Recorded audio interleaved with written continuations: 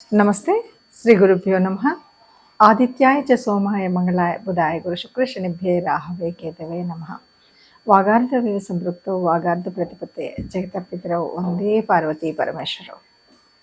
మన రాశి ఫలితాలు ఎలా ఉన్నాయి, మాస ఫలితాలు ఎలా ఉన్నాయి అన్నది తెలుసుకోవాలి. రాశి ఫలితాలు, మాస ఫలితాలు మాసం చెప్పుకున్నప్పటికీ, పక్షం చెప్పుకున్నప్పటికీ మారేటువంటి గ్రహాల గమనాన్ని బట్టి కొంత తేడా అయితే ఉంటుంది. ఎందుకంటే నిన్న మొన్నటి వరకు ఉన్నటువంటి వక్రగతిలో ఉన్నటువంటి గ్రహాలు వక్రాన్ని వదలొచ్చు, కొత్త గ్రహాలు వక్రంలోకి వెళ్ళొచ్చు. ఇలా రకరకాలైనటువంటి మార్పులు గ్రహ గమనంలో ఉంటాయి.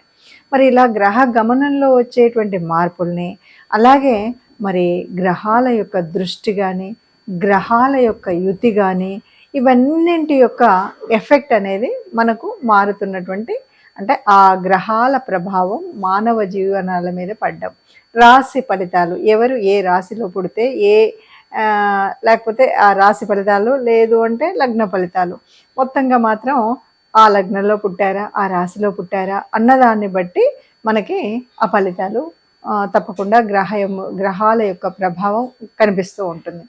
మరి ఇలా గ్రహాల యొక్క ప్రభావం కనిపిస్తున్నప్పుడు ఎలాగో ఉంటుంది కదా, ఎందుకు చెప్పుకోవడము అంటే తప్పనిసరిగా చెప్పుకోవాల్సిన పరిస్థితి. ఎందుకు అంటే ఏదైనా దాని నుండి ముందు జాగ్రత్తగా మనం చేసుకోగలిగింది చేసుకోవడం కోసం, ఏదైనా గ్రహాల యొక్క అనుగ్రహం కోసం చేసుకోవాల్సినటువంటి పరిహారం, దేవతల యొక్క అనుగ్రహం కోసం చేసుకునేటువంటి పూజా విధానం, వీటి వల్ల ఏదైనా నష్టం వచ్చినప్పుడు, కష్టం వచ్చినప్పుడు ఇలాంటి వాటి నుండి కొంతగా మనం ఈ నెలలో కూడా ముందున్నట్టుగానే ఆనందంగా ఉండాలని కోరుకుంటాం. కాబట్టి అలాంటివి మనం చేసుకుంటూ ఉంటాం.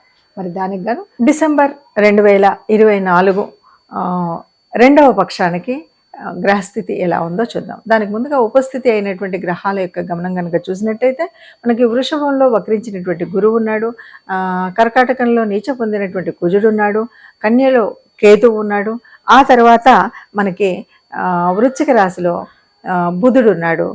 తర్వాత అంటే ఈ రెండవ పక్షంలో ఈయన వక్రగతిని వదులుతాడు. తర్వాత ధనస్సులో రవి, తర్వాత శుక్రుడు మామూలుగా యథావిధిగా మకరంలోనే మొదటి పక్షంలాగా ఉన్నాడు. తర్వాత శని కూడా ముందు పక్షంలో లాగానే కుంభంలో రాహు యాజ్ ఇట్ ఈస్. కాబట్టి ఈ గ్రహస్థితి మామూలుగా మనకి రెండవ పక్షం వారికి ఎలా ఉంటుందో తెలుస్తుంది. ఈ స్థితిలో అంటే ఈ రకంగా గ్రహాలు ఉన్నప్పుడు మరి ఒక్కొక్క రాశి మీద ఎలాంటి ఫలితాలు ఉన్నాయి అంటే 12 రాశులు ఒక్కొక్కటి కనుక చూసుకున్నట్టయితే ఏ రాశి వారికి ఎలాంటి ఫలితాలు వస్తాయి, ఎలాంటి పరిహారాలు చేసుకోవాలి అన్న విషయాన్ని చూద్దాం. ఇక రెండవ పక్షం కనుక ఆలోచించినట్టయితే రవి తనుభావంలోకి వస్తాడు.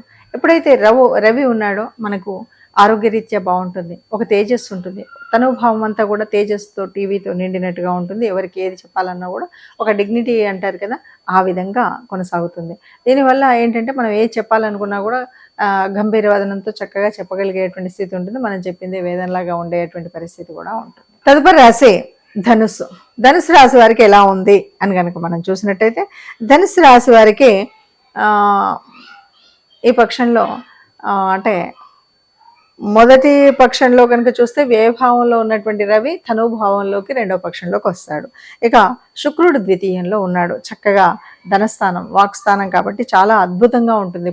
పుణ్య గ్రహాలన్నింటిలోకి ఏది ముఖ్యం అంటే మనం గురువు శుక్రులే అని చెప్తాం. అలాంటిది శుక్రుడు రెండవ స్థానంలో ఉన్నాడు, ధనస్థానంలో ఉన్నాడు. కాబట్టి మీరు చేసేటువంటి ఆర్ట్ కానీ ఈ రకరకాలైనటువంటి కొన్ని ఫీల్డ్స్, ముఖ్యంగా కమ్యూనికేషన్ సంబంధించినటువంటి, రాజకీయ రంగానికి సంబంధించినటువంటి, సినిమా రంగానికి సంబంధించినటువంటి ఆర్టిస్టులు, సింగర్స్, వీళ్ళంతా ఎవరైతే ఉన్నారో వీళ్ళకి చక్కగా ఆర్థికంగా అభివృద్ధి చెందేటువంటి అవకాశం ఉంటుంది.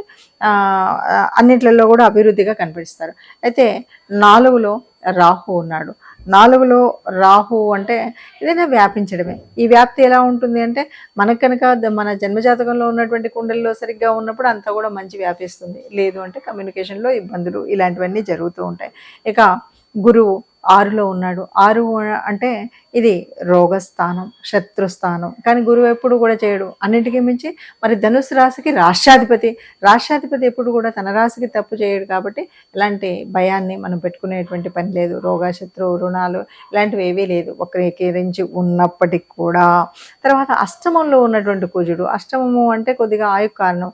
కానీ ఇక్కడ కుజుడు మనం ఏదైనా ప్రయాణాలు చేస్తూ ఉన్నప్పుడు జాగ్రత్తగా వెళ్ళడం, యాక్సిడెంట్స్, బండి మీద వెళ్ళినప్పుడు, కారు మీద వెళ్ళినప్పుడు ఇలాంటివి అయితే చాలా జాగ్రత్తగా ఉండాలి అనేది చెప్తున్నటువంటి గ్రహస్థితి. కాబట్టి మనం ఏదో కోపంతో ఎవడి మీదకో వెళ్ళిపోవడం, లేకపోతే అనుకోని యుద్ధాలు జరగడము, మానసికంగా కంటే శారీరకంగా మనకి ఏదో ఒక రకమైనటువంటి గాయం కలిగేటువంటి పరిస్థితి ఉంటుంది. కాబట్టి ఈ విషయంలో జాగ్రత్తగా ఉండాలి. మరి రాశి ఫలితాలను అయితే మనము ఇలా తప్పనిసరిగా చూసుకుంటే దానివల్ల ఉపయోగాలు అన్నాం. లేదు అంటే మనం పరిహారాలు ఎలా తెలుసుకోవాలి, ఏం చేయాలి అని అన్నాం. ఏది ఏమైనా సరే మొత్తంగా ఏమిటి అంటే గ్రహాల యొక్క గమనం అనేటువంటిది మన పూర్వజన్మలో ఉన్నటువంటి ఫలితాల మూలంగానే మనకు జన్మజాతకంలో అయితే గ్రహాలు పడతాయి. కానీ మారుతున్నటువంటి ఈ గోచార రీత్యా మారుతూ ఉన్నప్పుడు ఒక్కొక్కసారి అంటే జన్మజాతకంలో ఉన్నటువంటి వాటికి అందులో అవి ఏవి యోగిస్తున్నాయి, ఏవి యోగించట్లేదు, ఏ దశ నడుస్తుంది, ఏ దశ అనుకూలత ఉంది, ఏ దశ అననుకూలంగా ఉంది అన్న విషయాలు మనకు తెలియదు. కాబట్టి వీటి గురించి కొంతైనా అవగాహన ఉండాలి. అంటే మీరు ఆస్ట్రాలజీ చేసిన వాళ్ళు కాకపోయినా మన జన్మచక్రాన్ని అయితే చూసుకోగలుగుతారు చాలామంది. జన్మచక్రం చూసుకున్నప్పుడు ఏ రాశి వాళ్ళకి ఏ రాశి మనది, ఏ రాశి వాళ్ళకి సరిగ్గా ఉంది లేదు, అలాగే మనకు యోగించే గ్రహాలేంటి, యోగించని గ్రహాలేంటి అన్నది మనకు తెలుస్తుంది.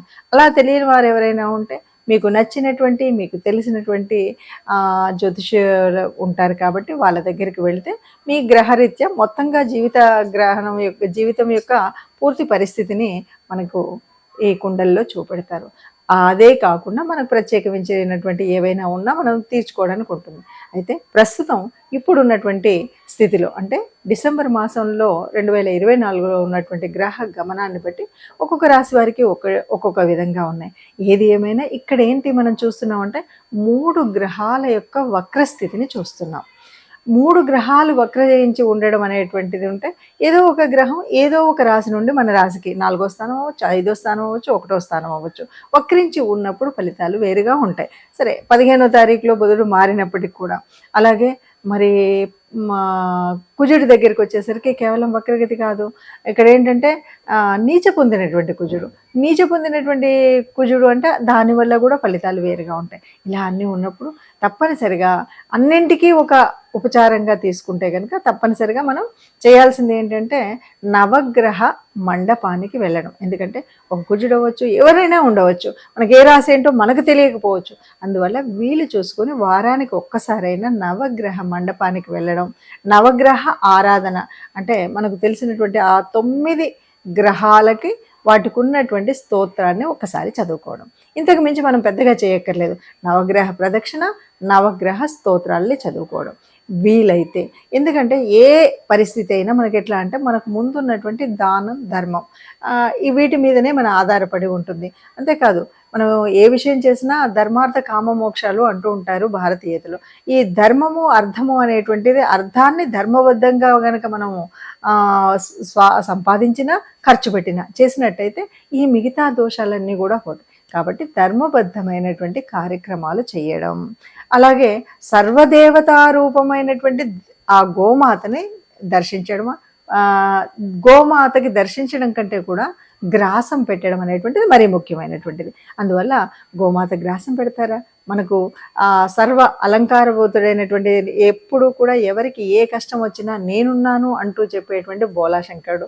అందుకని ఈశ్వర అభిషేకం అని కూడా అంటారు. వీటిలలో ఏది మీకు నచ్చితే అది చేయండి. ఈశ్వరుడు యొక్క అభిషేకం చేస్తారా, నవగ్రహ మండపానికి వెళ్తారా, ఆ గోశాలకు వెళ్ళి గోగ్రాసం మనం ఇస్తామా, ఇలా ఏది చేసినా లేదు ఇవన్నీ నా వల్ల కాదు అంటే చిట్ట చివరికి ఇష్టదేవత ప్రార్థన, ఇంట్లో ఉన్నటువంటి ఇష్టదేవత లేదా కులదేవత వీళ్ళెవ్వరిని ఆరాధించినా మనకున్న ఏ కష్టం కూడా, ఎంత పెద్ద కష్టమైనా కూడా ఆ కష్టాన్ని చాలా వరకు తగ్గించేటువంటి స్థితి మనకు ఆ దేవతలు కల్పిస్తారు.